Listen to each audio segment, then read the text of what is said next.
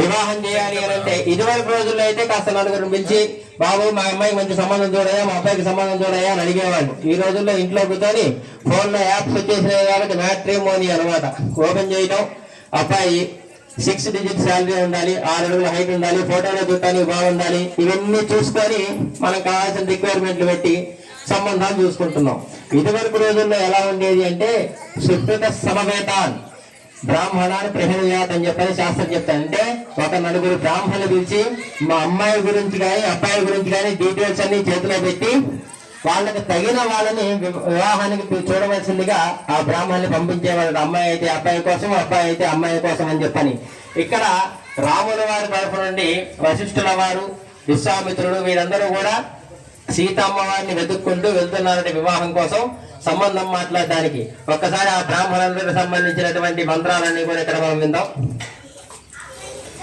స్వామినః మదర్థం కన్యాం ద్రౌపది చతురావర్తాన్ శృతశీల విత్తగుణ సంపన్నాన్ కార్యకుశలాన్ సమవేతాన్ బ్రాహ్మణాన్ ప్రహిణుయాతు తాన్ ప్రసగ్మంతే ద్వాభ్యామహంత్రియా ఓం ప్రసగ్మంతాభియసానస్య సక్షని వరేభిర్వరాగుం అభిషుప్రసీదత అస్మాకమింద్ర ఉభయం జుజోషతి యత్ సౌమ్యస్యాన్భసో విబోధతి అనృక్షరా అర్యవస్తంతు పంథాయే భిస్సఖా యోయంతి నోవరేయం సమరయమా సంభగో నోనియా సంజాస్పత్యగం సుయమమస్తు దేవాః తే కన్యాదాతారం గత్వా బ్రువతే.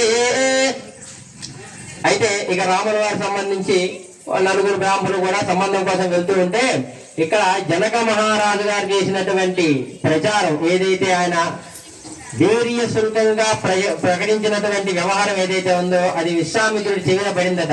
పడితే రాముల వారిని తీసుకొని జనక మహారాజు దగ్గరికి వెళ్ళారు. ఎట్లా వెళ్ళారు అని అడిగితే విశ్వామిత్రుడు నేను వివాహం గురించి తీసుకోబోతున్నాను అని రాముల వారికి చెప్తే ఆయన అసలే ధర్మం కోసం వచ్చినటువంటి వాడు. అయ్యా ఆ ధర్మం మా నాన్నగారిది కదండి, మీరెట్లా చేస్తారు అని అడిగితే అది ఆయనకు అవమానం. కాబట్టి దీని గురించి మనం మాట్లాడకూడదు, కానీ రాముల వారికి వివాహం చేస్తేనే పరిపూర్ణత వస్తుంది అని చెప్పని విశ్వామిత్రుడి ఆలోచన. అందుకని అక్కడ ఏదో ప్రచారం నడిచిందైనా మనం పోదాం పదా అని చెప్పని రాముల వారిని లక్ష్మణ వారిని తీసుకుని జనక మహారాజు దగ్గరికి వెళితే జనక మహారాజు ఆ శివ కోదండం గురించి మొత్తం అన్ని శివధనస్సు గురించి వివరాలన్నీ కూడా చెప్పాడు. చెప్పగానే ఎవరికైనా కూడా ఒక లక్షణం ఉంటుందని సాధారణంగా పుస్తకాలు చదివేవాడిని తీసుకుపోయి లైబ్రరీలో కూర్చోబెడితే వాడి చేతులు ఊరుకో ఆ పుస్తకాలు ఇదేం పుస్తకం ఇదేం పుస్తకం ఇదేం పుస్తకం అని చెప్పని ప్రతిదీ చూస్తూ ఉంటారట. అట్లే హోమాలు చేసేటువంటి వాళ్ళు ఎక్కువ కార్యక్రమాలు చేయిస్తూ ఉన్నటువంటి వాళ్ళు ఇప్పుడు బ్రాహ్మణులు జనరల్గా ఏం చూస్తారంటే దర్భ గురించి, ఆ హోమాలు చేసే కర్రలు ఉంటాయిగా సృష్టి వాళ్ళు వాటి గురించి వీటి గురించి చూస్తూ ఉంటారు. అలా ఒక్కొక్కళ్ళకి ఒక్కొక్క రకమైనటువంటి వ్యాపకం ఉంటుంది. ఆ వ్యాపకం ప్రకారంగా ఈ రాముల వారు కూడా క్షత్రియ జన్మ కాబట్టి ఆయనకి యుద్ధాలు, కత్తులు, ఆయుధాలు వీటన్నిటి మీద సాధారణంగా ఉండేటువంటి ఇంట్రెస్ట్ ఉంటుంది. కాబట్టి అక్కడికి పోతే జనక మహారాజు ఎలాగో ఆ కోదండం గురించి మాట్లాడతాడు. ఈయన చూడాలి అన్న ముచ్చటతో దాని సంగతి ఎంత చూస్తాడు. సీతాదేవి